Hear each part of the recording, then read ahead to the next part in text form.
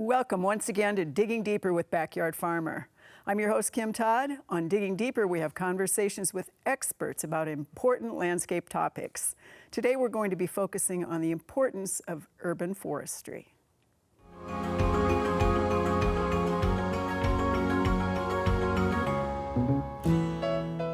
So most of the trees that we see in our communities have been planted maybe a long time ago or not very long ago, and they haven't been planted right. And so we're losing urban forest canopy, all sorts of things are happening. So I have the pleasure of talking to Eric North and Pete Smith today about the importance of trees in our communities. So gentlemen, weigh in on what is important about tree canopy in our communities.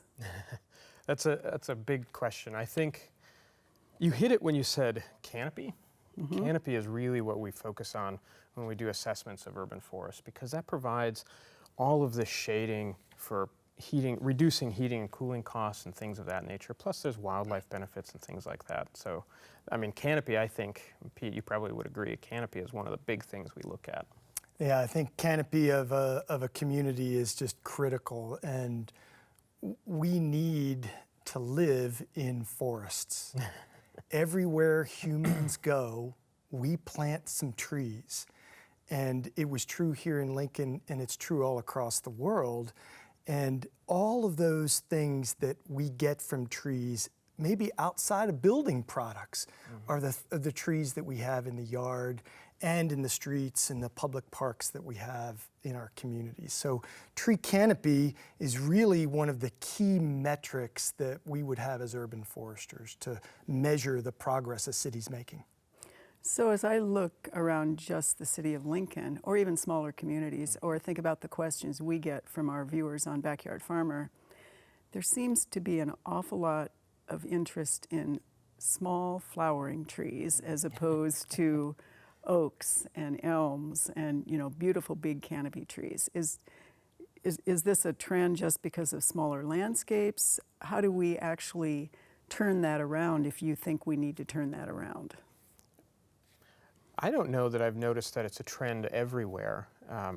I've noticed the trend seems to be what grows really fast, yeah, and then what produces nice fall color and nice flowers. And so I think it probably has to do less with the size and more with the flowers. What I try to do when I'm teaching students or working with volunteers is to get them to see all the little minute flowers that you see in maples.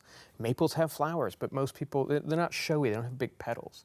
And so it's harder to get people to see those as something kind of enjoyable in the springtime. And I think if we can focus people on all those little minutiae of trees and really seeing the beauty and the interest in there, I think that would be helpful.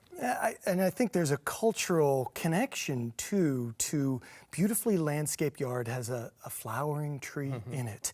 And it's part of our American culture. And what we're trying to do, I think, as urban foresters is show all the features of trees. Flowers are one feature, but there are others. And when we can look at a large shade tree like a catalpa and see the flowers that we had like this year here in Lincoln and around Nebraska and say, wow, why are we not planting more catalpas in our communities? They give us so much all through the season that it's really wonderful to see that diversity. And diversity is a word we're going to use a lot tonight.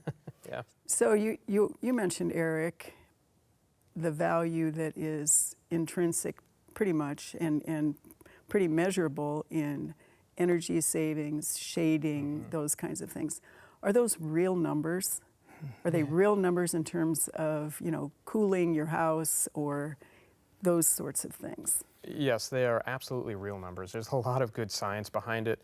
We talk, sometimes you'll hear reports about a particular city that their tree canopy is worth millions and millions of dollars, and then people get kind of confused by that.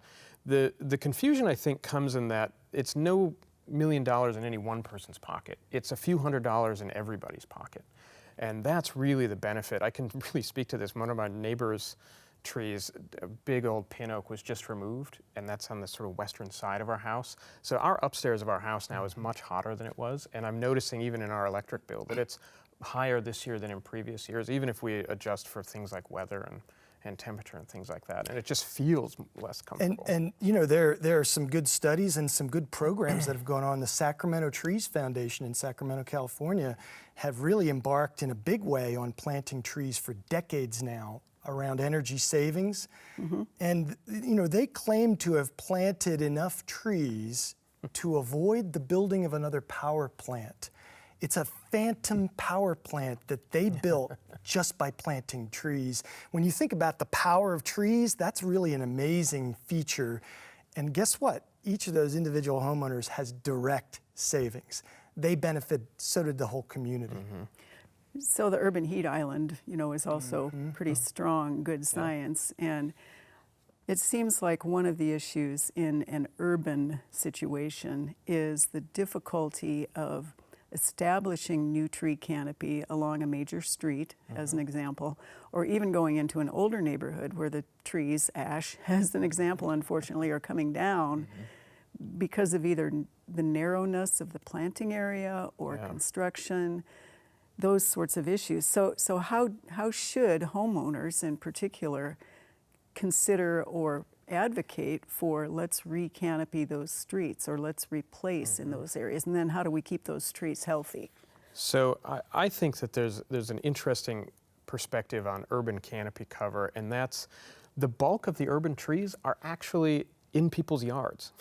So it depends upon where you go in the country and who you talk to, but there's anywhere from about 3/4 of the trees are actually on private land to about 90% are on private land. And so really homeowners have the greatest ability to impact canopy cover for an entire community than even the street trees. And what I would say is in these narrow places, that's where you could put these nice flowering trees.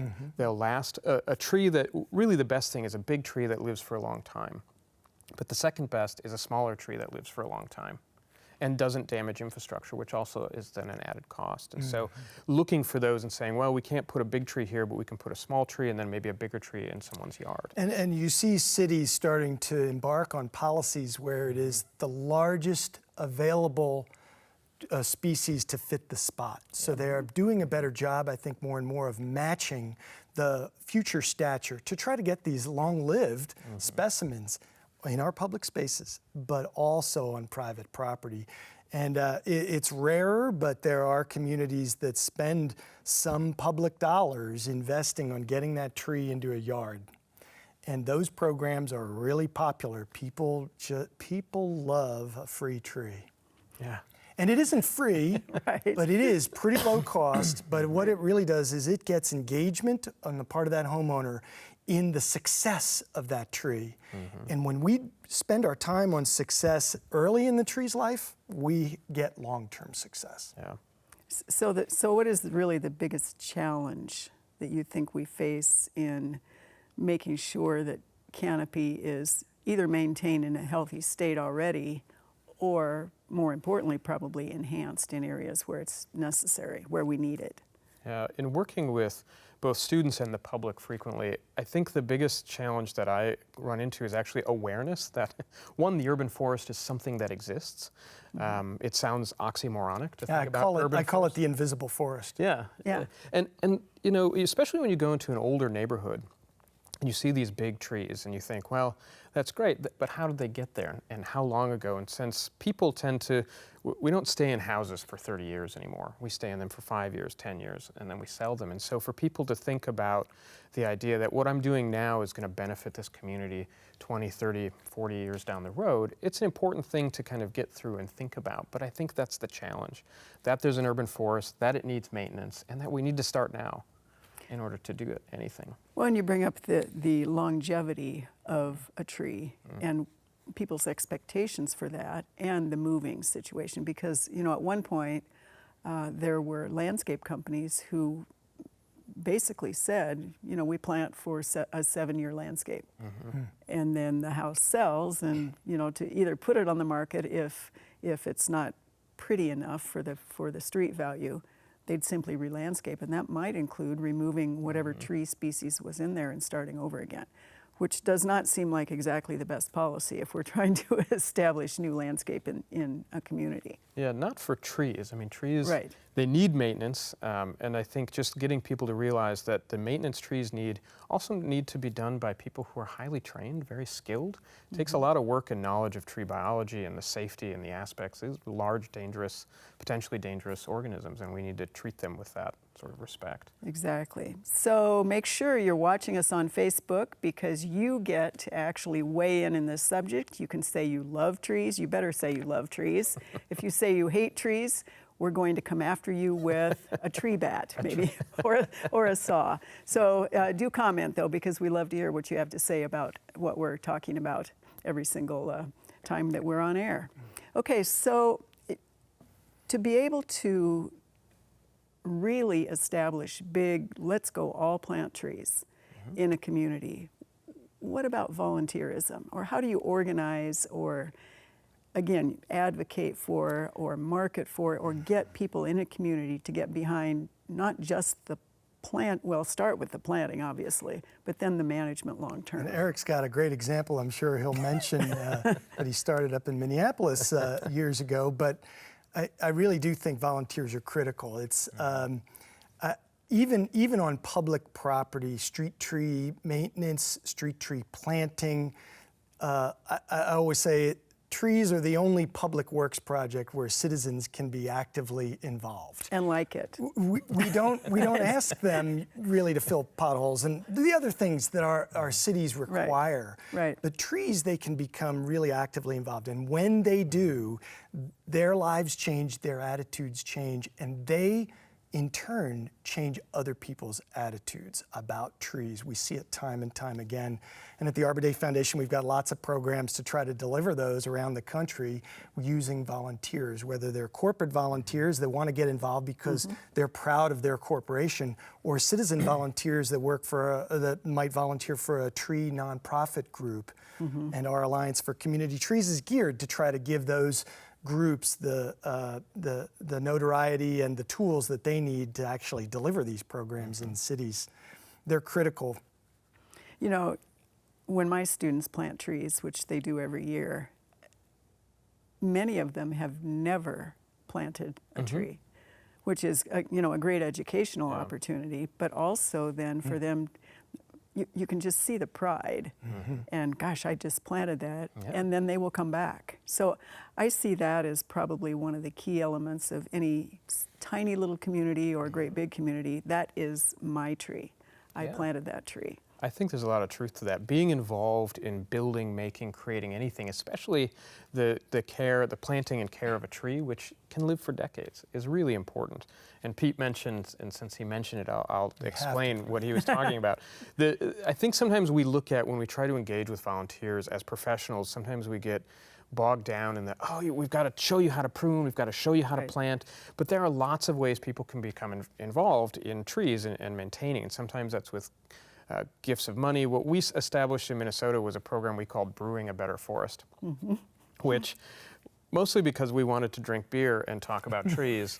And so we went to the local breweries and we said, would you be willing to donate a beer if somebody agrees to adopt a tree and then water that newly planted city tree?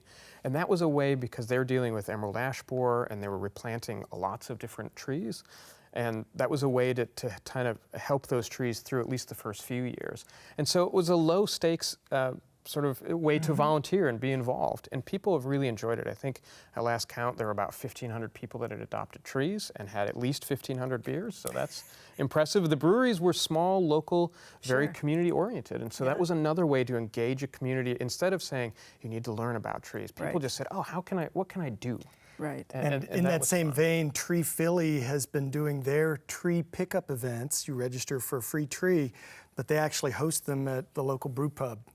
And people come there and interact with each other in a social setting and learn how to take that tree home and care for it. And those are the kinds of programs, those innovative programs, that we love to share those stories around the country, because there are many, many communities where these things are possible.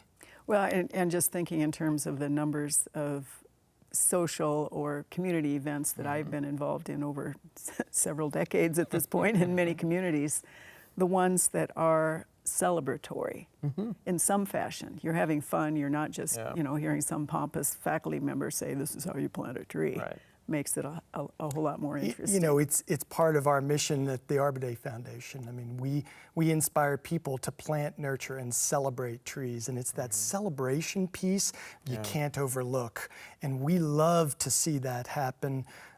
Whether it's a tree board in a small town here in Nebraska celebrating Arbor Day, and then showing their own community what's been going on for all year long, the plan they developed, the money that they allocated and invested, and the trees that they planted.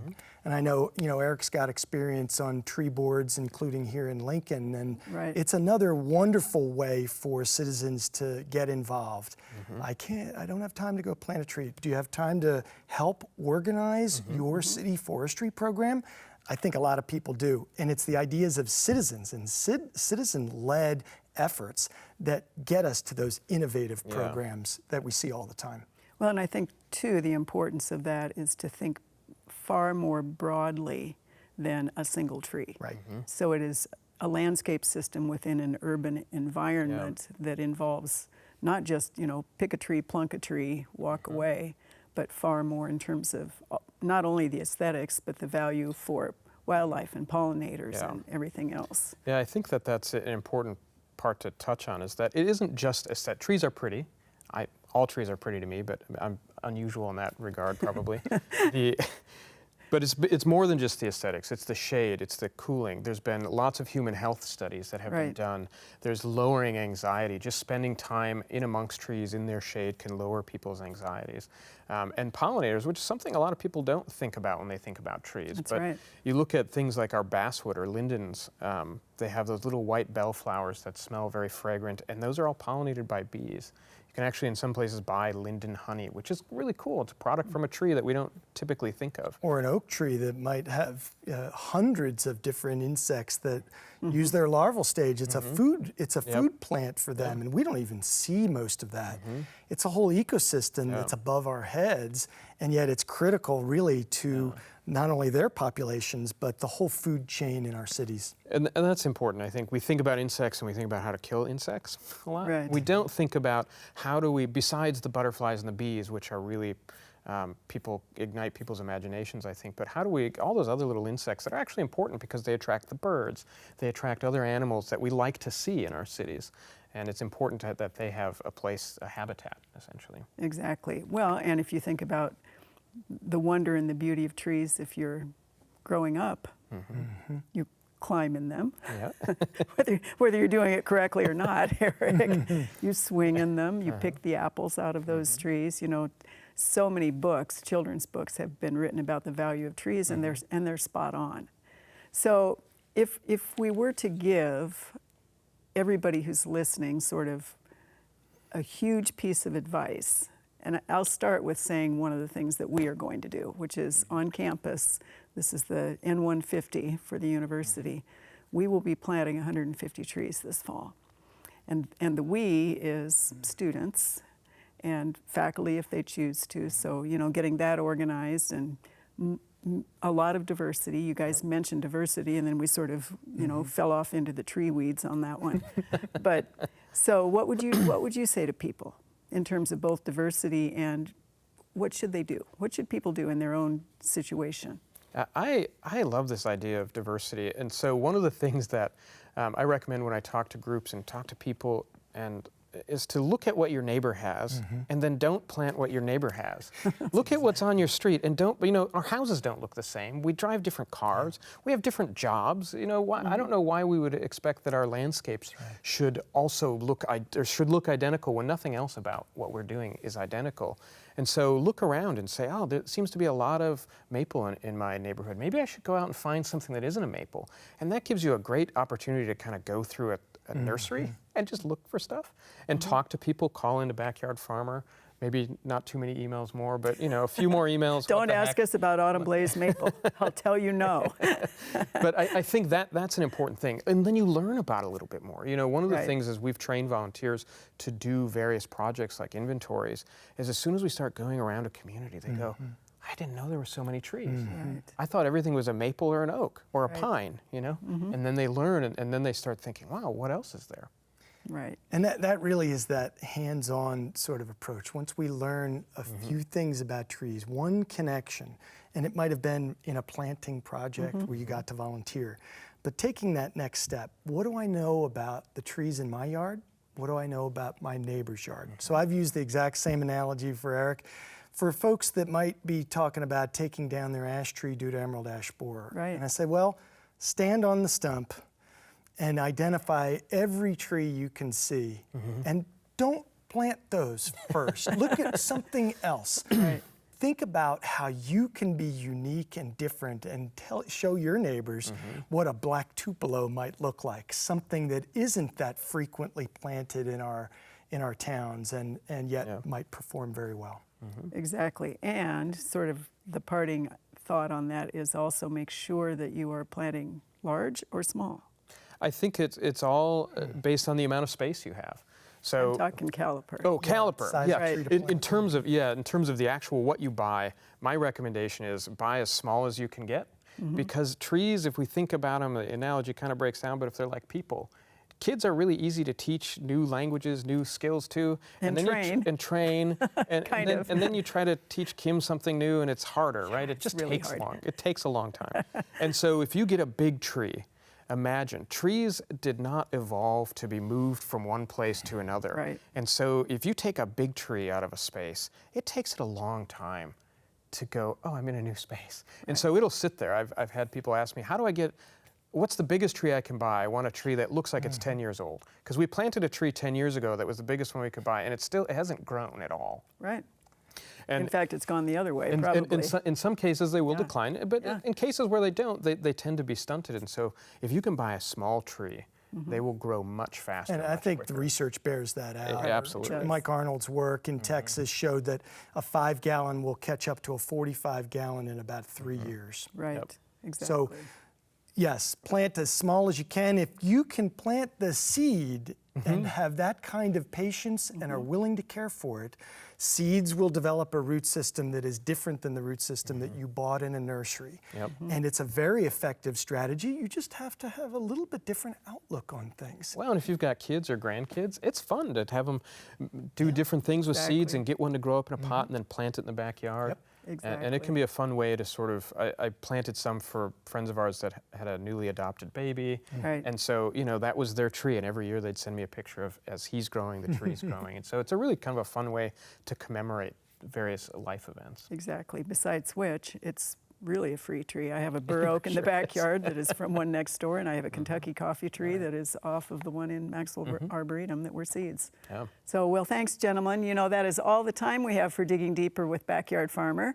You can watch a new Digging Deeper on Facebook every Sunday night at 6:30 p.m. Central. Do not miss Backyard Farmer Live every Thursday at 7 p.m. Central on NET. Thanks for digging deeper with Backyard Farmer.